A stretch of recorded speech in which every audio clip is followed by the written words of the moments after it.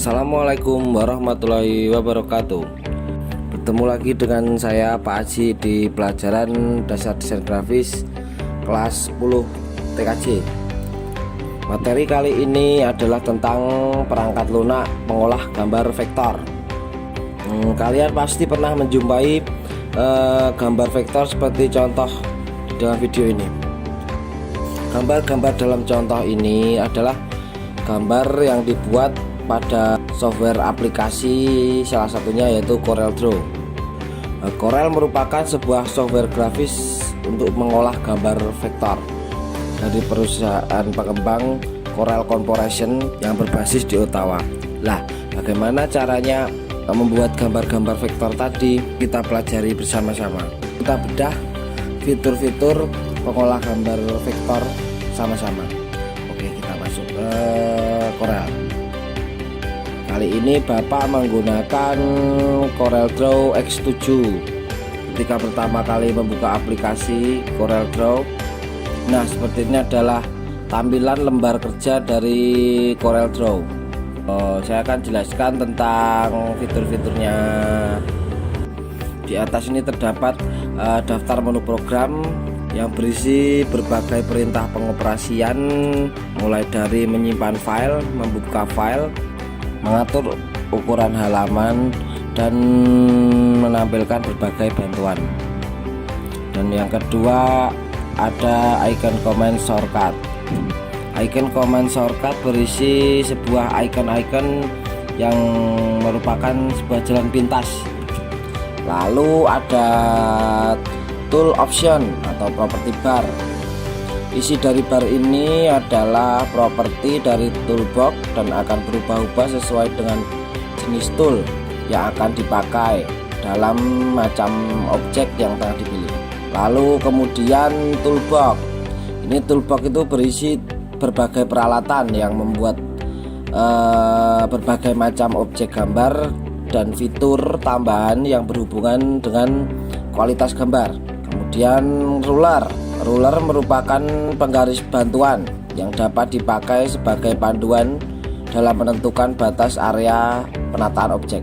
Lalu kemudian ini adalah kanvas. Nah, ini merupakan lembar kerja.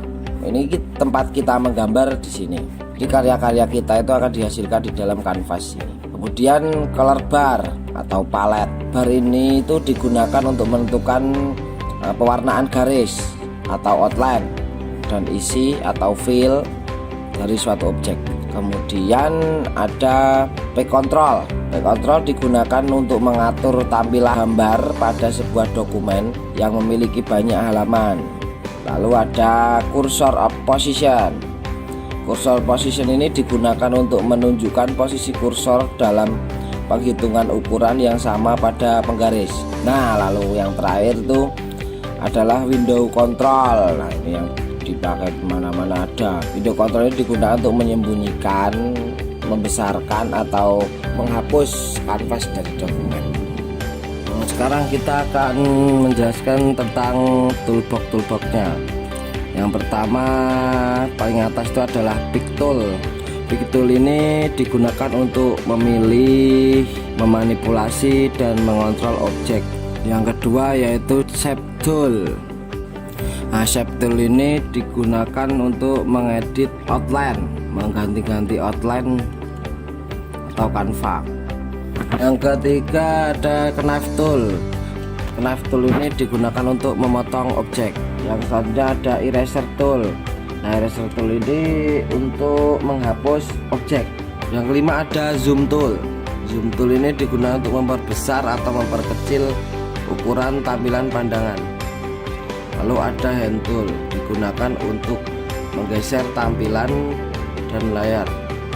Selanjutnya ada icon bezier. Di dalam bezier tool terdapat fitur-fitur yang dapat digunakan untuk membuat sebuah objek, yaitu seperti freehand, bezier, artistic media, pen, polyline, 3-point curve, connector, dan dimension. Freehand digunakan untuk menggambar kurva bentuk bebas. Lalu Bezier digunakan untuk menggambar kurva Bezier yang mempunyai handle untuk mengendalikan bentuk kurva. Lalu ada artistic media untuk menggambar kurva yang mempunyai bentuk artistik. Lalu ada pen, sama seperti Bezier tool namun lebih fleksibel. Lalu ada polyline. Nah, polyline ini sama dengan Bezier tool dan juga pen tool. Lalu ada 3-point curve. 3-point curve digunakan untuk membuat kurva, lengkung dan juga presisi. Lalu ada konektor, digunakan untuk membuat konektor antara objek. Dan yang terakhir ada dimension. Dimension digunakan untuk membuat keterangan dimensi objek. Yang ketujuh ada Smart Fill. Di dalam Smart Fill ada tool Smart Fill dan Smart Drawing. Smart Fill berfungsi untuk mewarnai fill dengan cepat. Smart Drawing digunakan untuk membuat gambar secara cepat. Yang ke-8 ada Rectangle. Rectangle digunakan untuk membuat gambar kotak. Dan selain itu ada 3-point triangle. 3-point triangle digunakan untuk menggambar kotak dari suatu sisi. Lalu kemudian ada ellipse. Ellipse digunakan untuk membuat lingkaran. Lalu ada 3-point ellipse digunakan untuk membuat lingkaran dari suatu sisi. Selanjutnya ada icon polygon.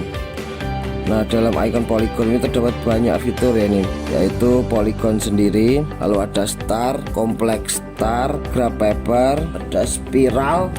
Polygon digunakan untuk membuat gambar dengan segi banyak. Lalu star digunakan untuk membuat bintang.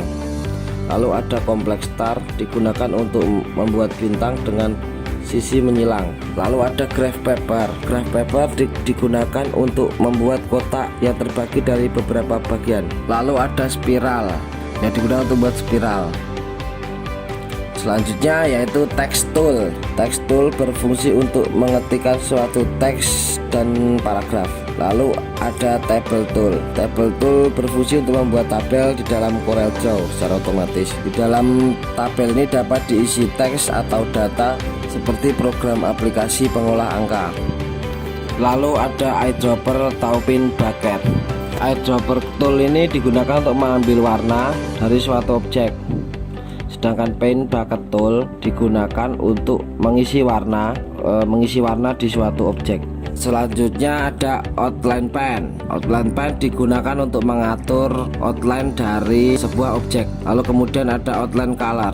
Outline color digunakan untuk mengatur warna dari outline.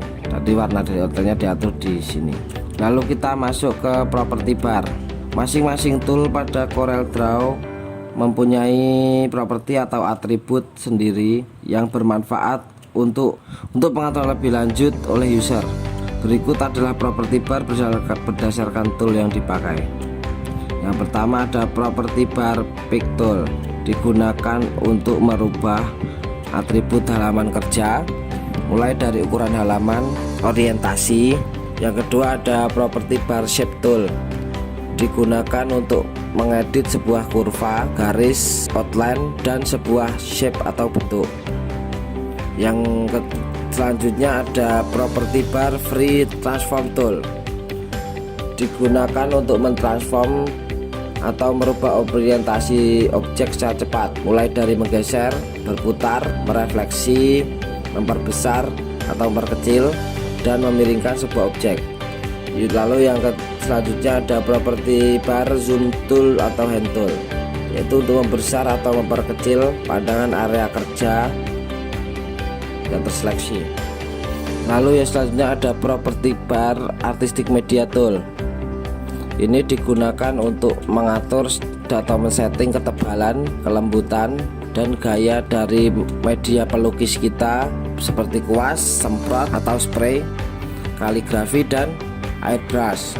Lalu yang selanjutnya ada property bar rectangle tool, pembuatan round corner dengan radius berbeda setiap sudutnya.